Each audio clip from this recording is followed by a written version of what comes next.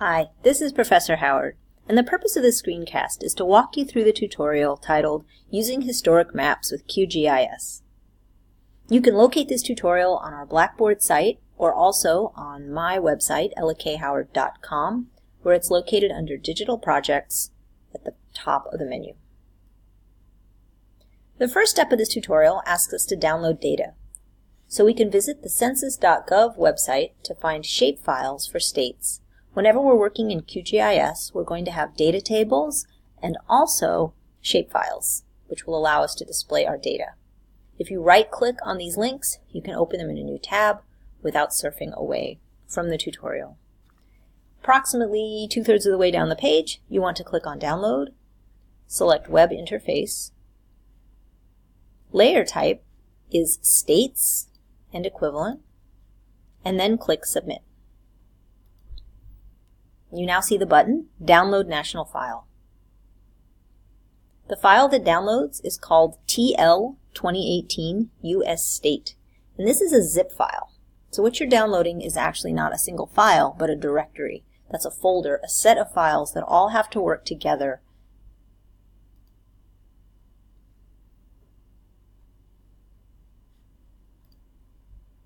So you can see these are the files as I downloaded them. The next step that I like to take is to grab that folder, the whole zipped directory right from my downloads area. I like to drag those to my desktop. Once you put them on your desktop, then you can extract the file. When you see them in their zipped state, this is a still closed version, but if you double click on it and choose Extract All, it will convert to an unzipped file. And inside there we see a whole set of files: CPG, DBF, projection, shapefile, some XML documents. All of these have to stay together, so you can't just grab one of them and do something with it for this project. You need to keep them as a set. So when we've done that, our next step is to open the file in QGIS. Inside QGIS, we can open the file using the Add Vector Layer button on the Manage Layers toolbar. This is the vertical toolbar here at the left of the screen.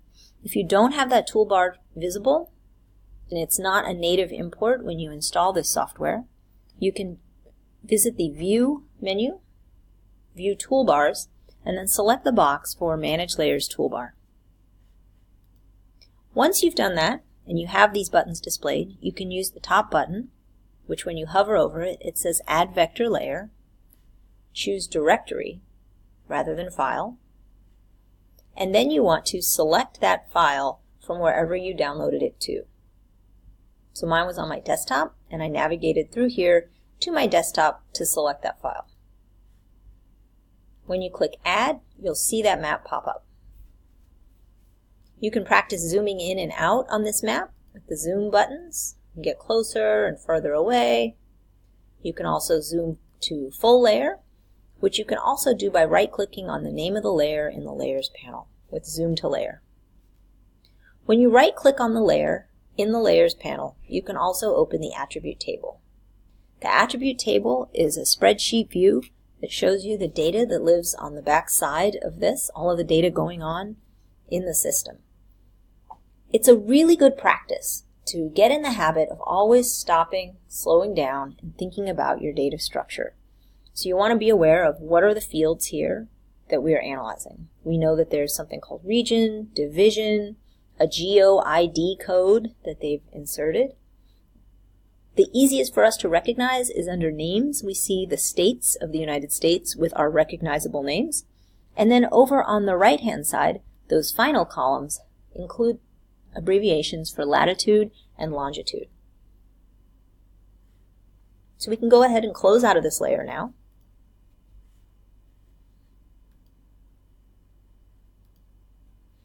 Our next step is going to be to add more data to our GIS system. And to do that, we want to visit the Natural Earth site.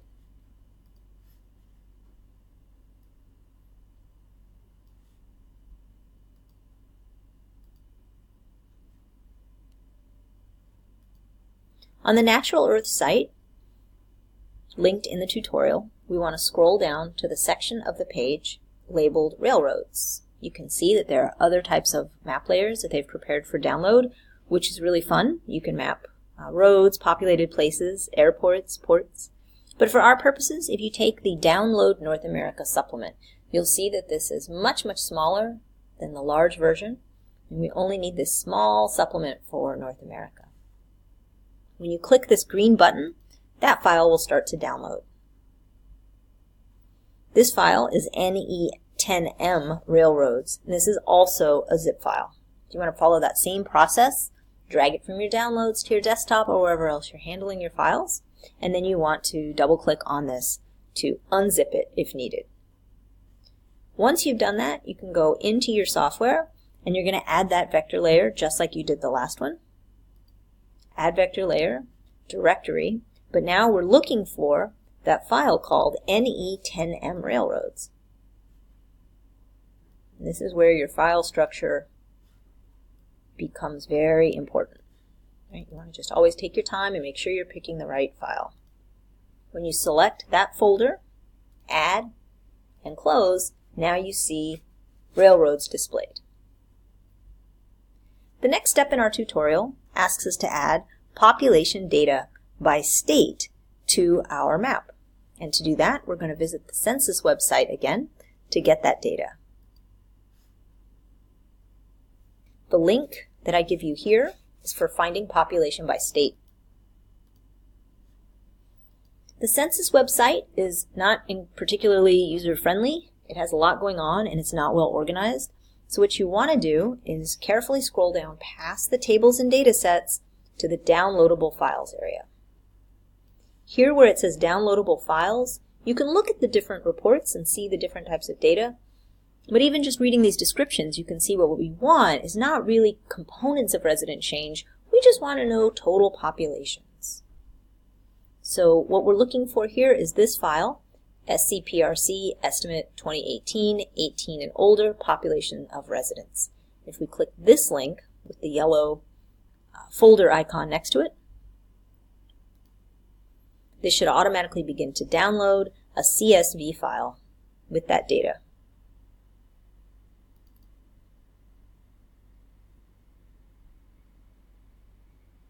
When you open that file, most of our systems default to display it in Excel, a Microsoft product. You could also look at it in a different type of software if you'd like. But when you look at it here in Excel, you can see what's going on in this population data file. We've got region codes, division codes, states have some sort of, appears to be a unique number, and then it has the names of the states as well. And then there are population estimates. Right, so there's pop estimate 2018, pop estimate 18 plus, and pop estimate percent population that is 18 and older.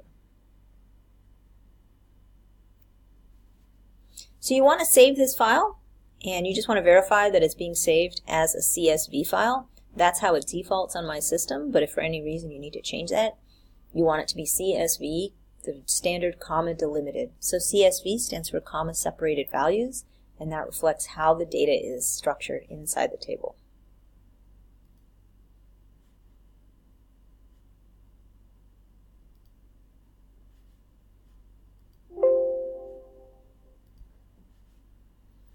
So one way to look at that data, you don't have to view it simply in Microsoft Excel. You can also look at it through other software such as Notepad.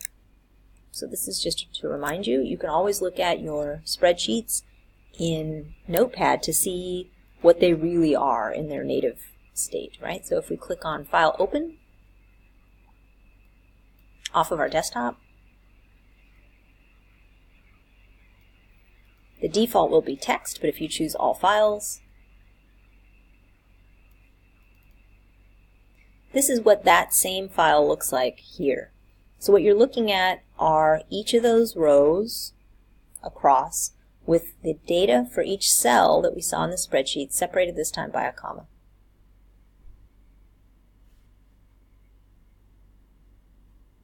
And we see the column headers at the top. So that's always just an interesting practice to get into, to really study, analyze, slow down, and think about your data. Now that you've done that, you want to add this data layer to our map. To do that, you want to use this comma-shaped button on your vector Manage Toolbars layer here on the left, Add Delimited Text Layer.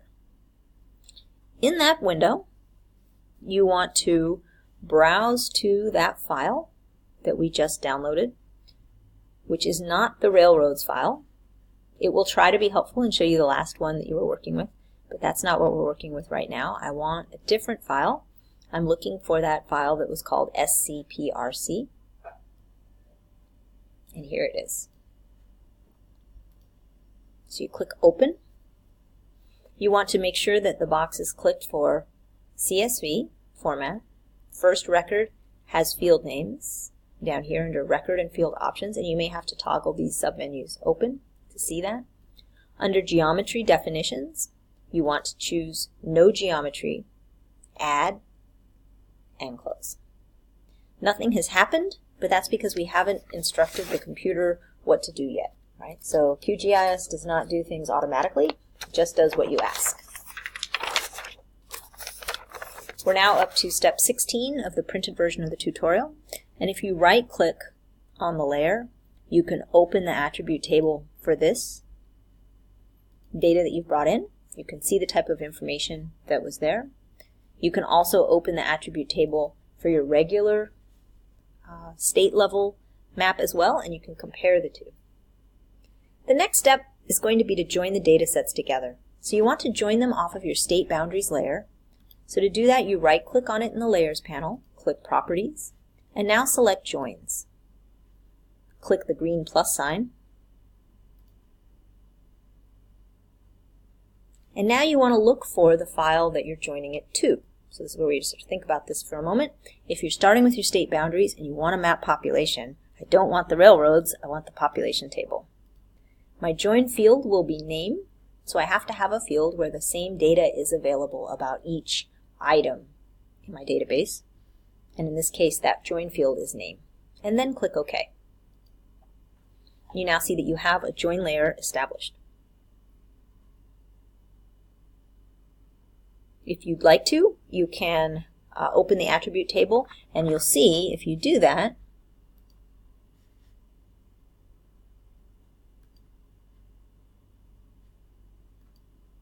that you have more columns. Right? So this is what we mean in the tutorial when we say that you can verify that. One way you can do that is to look at the attribute table, and you'll see that you've effectively combined two sets of data, and they're all here. So now everything is going well. Your next step is to style your map based on your data. So we want to go back to our original map layer, right-click on it, choose Properties, and here we want to choose Symbology. In the first box, we want to change this from single symbol to graduated. Then we want to select the column here of the population. So that would be Pop Estimate 2018. Be very careful that you choose the correct column. Once you've done that, if you click on Classify, it will divide your data up into 5 equal intervals, because that's what these settings indicate. But maybe what you want is something different.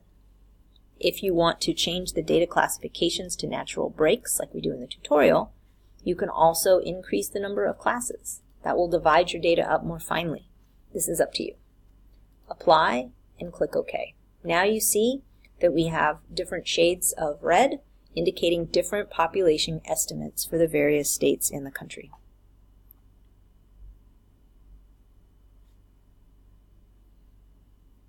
At this point, I'm going to end this first part of the tutorial and begin again in the second part.